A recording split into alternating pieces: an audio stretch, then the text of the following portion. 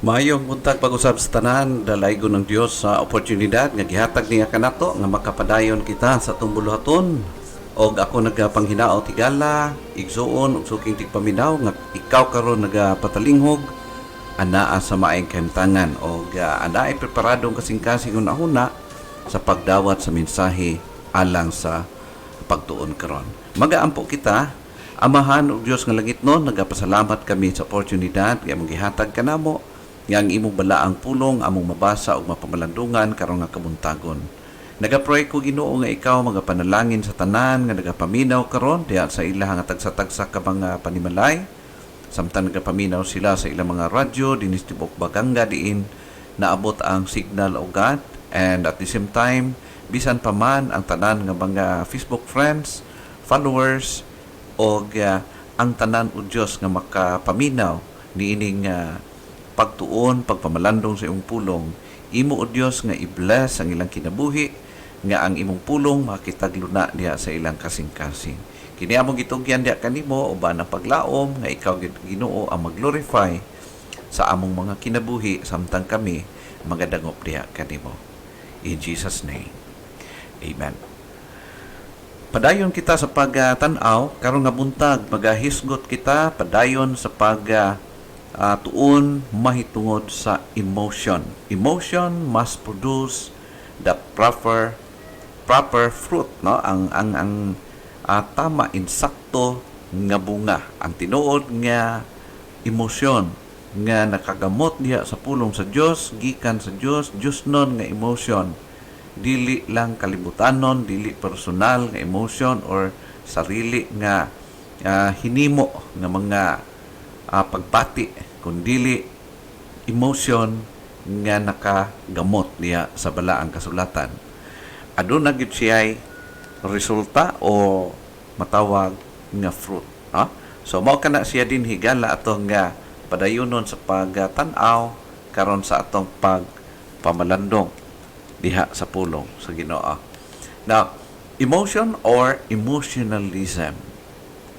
Tanaw na to ang bunga sa tinuod or tama nga emosyon sa ato nga pagkinabuhing espirituhanon. Remember that there is always a proper place for emotion in the life of the believer or the Christian, or every believer. There must be a proper place for emotion in our lives. Natunan nato in the past, emotion is necessary. And number 2 is, emotion must be rooted in the Word of God. And this time, emotion must produce proper fruit. No? Ang emotion, mag-produce siya, mo-resulta siya o tama nga bunga. Now, scriptural emotions must bear fruit. Tiban-an nato na kung ang atong emotion nakagamot, nakapundar, rooted diha sa pulong sa Ginoo, sigurado gyud nga mudala siya og bunga. Unless the proper fruit is born, it is simply emotionalism.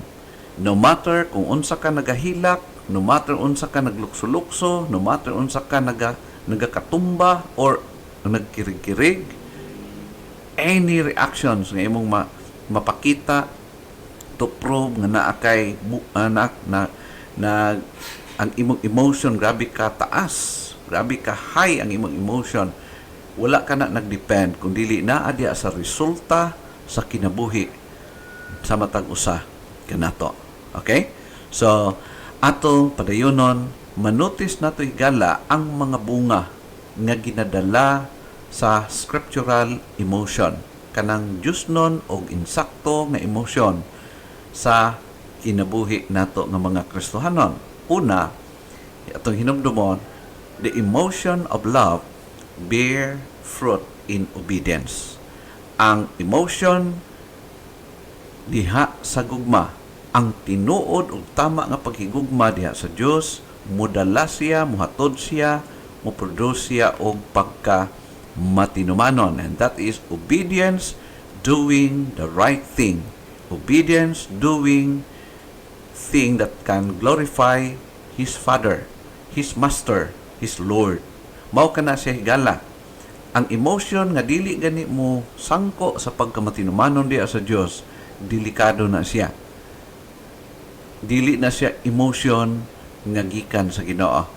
Okay? So atong hinumdumon, in fact, ingon sa John chapter 14 verse 15, si Jesus Christ mismo nagasulti, "If ye love me, keep my commandments." Mao kana siya ang manifestation kung ang usa ka tawo tinuod makigugma sa Ginoo, he should keep God's commandments. Another verse in 1 John chapter 5 verse 3, "For this is the love of God, that we keep His commandments, and His commandments are not grievous." No? Ato makita dinhi nga ang paghigugma nga gikan sa Dios nakaturok diha sa atong kasing-kasing, muani gid ni siya og pagkamatinumanon, og ang pagtuman sa kabuton sa Ginoo para siya dili bugat, dili niya butang nga murag giantusan jud maayo. In fact, kalipay niya ang pagsunod sa kabubuton diha sa Ginoo. Ingon pa si Jesus Christ sa John chapter 14 verse 23, ingon siya, "Anyone who loves me will obey my teaching.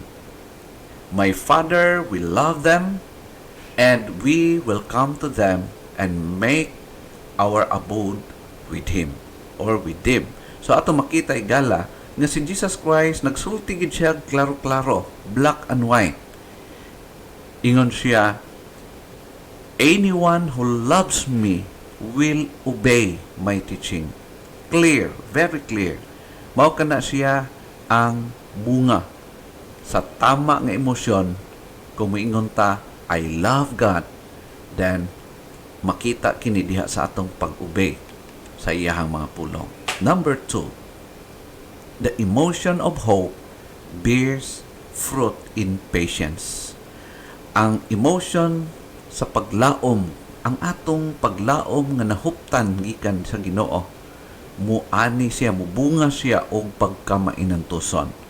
Atong makita ang daghan kaing mga sufferings sa mga alagad sa Dios in the past, and even sa kay Apostle Pablo kung paano siya nagantos tungod kay siya nakahupot sa tinuod nga paglaom gikan sa Ginoo. Ingon pa siya dinhi sa Romans chapter 8 verse 24, "For we are saved by hope, but hope that is seen in is not hope. For what a man saith, why doth he yet hope for?" So, kung ang tinuod nga paglaom is katong naglaom ka, naghulat ka, nagkakalipay ka, nagasalig ka sa butang nga even wa pa nimo makita. No? No one of us nga nakakitag langit, ayaw ka magtuo higala nga na ay gi-allow sa Ginoo nga nakaadtog langit niya, nagbalik siya. No? So, kabalo kay gala, dili ni siya drama. Ang pulong sa Dios, if you believe in God, you must believe even sa mga butang, wala pag nimo makita. Ug mao ka na siya ang tinuod nga pagtuo, nagtuo ka, nagsalig ka, sumala sa gisulti sa Dios. For we are saved by hope. Huh? So, ato makita nga mao kana ang kinabuhi o gitindugan po ni Apostle Pablo in verse 25. "But if we hope for that we see not, then do we with patience wait for it?" No? Sa dihang magsalig ka, nagahope ka, nagalaom ka sa mga butang wala ni makita, so pasensyoso kang naghulat ni ini. Samtang nagapadayon sa pag-alagad sa Ginoo, seryoso ka o magpadayon sa pagsunod sa kabubuton sa Ginoo, sumala diya sa iyang mga pulong. Ikatulo, the emotion of joy bears fruit in sacrifice. Ang emotion nga nakuha nato gikan sa pulong sa Dios, sa tinuod nga kalipay gikan sa Dios, mo bunga kini, mo resulta kini sa atong kinabuhi nga willing ta to sacrifice for the sake of the glory of God, for the sake of God's will. Mao kana siya higala, willing to sacrifice, just like sa kay Jesus Christ. Tungod kay si Jesus Christ, kalipay niya nga ma-enjoy o ma-glorify ang iyang nga Father, o tungod sa iyang nga kalipay para sa iyang amahan, ato makita nga gipadayag ni Ginoong Hesus, gihimo niya ang sakripisyo nga makalipay, makaatpis sa amahan aron nga ma-produce usab kanato ang ginatawag nga katubsanan sa atong mga kasalanan, no? Si Jesus Christ ning anto siya apan malipayon siya diha sa Ginoo, diha sa iyang amahan, no? Kita pod mga Kristohanon, if we truly have joy alang sa Ginoo, then we must be willing to sacrifice as a fruit of that emotion, the emotion of joy. Ingon pa sa 2 Corinthians chapter 8 verse 2, how that in a great trial of affliction, the abundance of their joy and their deep poverty abounded, and to the riches of their liberality. So ato makita kung unsa ang grabe nga trial o affliction nga naanderguhan sa mga Kristohanon in the past. Ato makita nag-awas hinuon ang ilang kalipay bisan pa man sa ilang mga kalisdanan o mga sufferings nga naanderguhan while serving their God. Ingon sa verse 3, for to their power I bear record, yea, and beyond their power they were willing of themselves. Now, niini nga panahon sa pandemic, higala, all of us nagasuffer sa grabe gyud nga suffering, grabe nga shortage sa ato nga mga finances, sa ato nga mga pangitan-an o sa tanan nga mga aspeto sa paginabuhi with regard sa mga material butang. We are all affected. Diha na to, dinhi na to makita higala kung paano ang Kristohanon o paano ka willing to sacrifice nga dili nimo maabandon ang buluhaton nga gihatag sa Dios diha kanimo. Higala ikaw lang ang nakakita niya na kung ang up to this day priority ba gihapon nimo ang Ginoo. Wala ba nimo gineglect ang imong responsibility diha sa Ginoo? So just be honest. Search your heart and i-evaluate nimo kung wala by changes ang imong pagkamatinmanon diha sa Ginoo despite of this trial or sacrificial nga mga panahon during this time of pandemic. Now, according to verse 4, praying us with much entreaty that we would receive the gift and take upon us the fellowship of the ministering to the saints.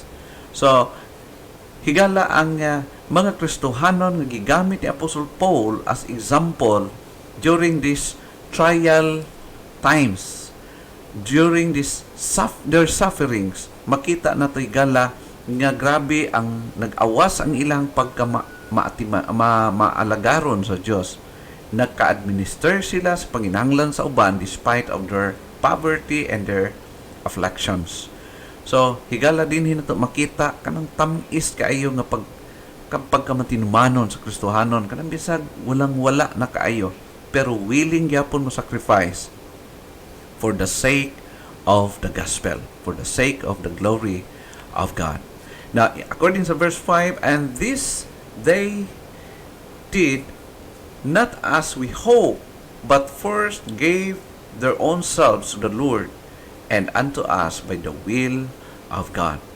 So, walang-wala sila pero makahimo sila sa pag-sacrifice labi na kong buluhaton sa Ginoo. Kumusta kay gala? Unsa ba ang imong priority karon? Unsa ba ang para sa imo basi pati ang iya sa Ginoo imo nang ginatago para sa imong sarili. Higala makita nimo if you truly love your God. Don't do that. Himua ang dapat kung nahigugma ka sa Ginoo, you will be willing to sacrifice for His work, for His ministry. Now, number 4, the emotion of sorrow bears fruit in repentance.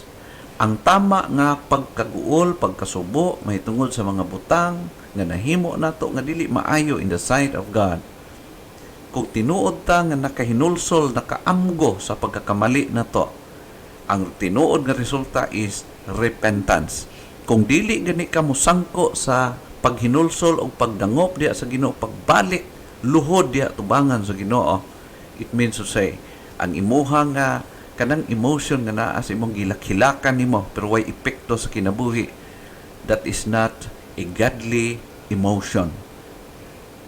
Okay? So ang tinuod nga emotion nga gikan nakarot sa Bible nag-appear siya fruit in repentance. Unsay ingon ni Apostol Pablo, for godly sorrow worketh repentance to salvation, not to be repented of, but the sorrow of the world worketh death. Wa na kinahanglan ang Ginoo nga pag makaamgo kang nagkamali ka, mag-suicide ka, magbigti ka. Dili na mong plan sa Ginoo. Ang gusto sa Ginoo, during the time na amguhan nato nga nagkamali ta, nag-backslide ta, nagkaluya ta, so bangon og padayon. Kung asa ka na tumba, bangon og padayon diha sa pag-alagad sa Ginoo. Mao na ang buti pasabot sa ginatawag nga godly sorrow. Na ba kay mga promises sa Ginoo nga wa nimo gituman higala igsuon? O kung tungod sa imong wala pag-obey, wa nimo pagtuman sa imong mga promises diha sa Ginoo, especially during this time, ug mao kanay nakahimo kanimong masub-anon, then repent. Barog o padayon sa pagbuhat sa dapat buhaton. Ika-5, the emotion of hate bears fruit in rejecting error. Usahay kita, abdik tang masuko sa ubang tao, pero dili ta kabalo masuko sa mali nga naa sa atong kinabuhi. No? So, unsay ingon sa pulong sa Dios? In Psalm chapter 119, verse 127, therefore I love thy commandments above gold, yea, above fine gold. In verse 28, 128, therefore I esteem all thy precepts concerning all things to be right, and I hate every false way. Huh? Yun siya. I hate every false way. Gikasilagan ako, gidumtan ako ang tanang mali nga mga pamaagi. But ingnon higala, ang paghigugma diya sa Ginoo, paghigugma diya sa pulong sa Dios is ang paradox, ang kabaliktaran ni ana is to hate every false way. Now, number 6 o katapusan, emotion of fear bears fruit in departing from evil. Not only in error, erroneous things, but evil things. Mo depart, mo palayo.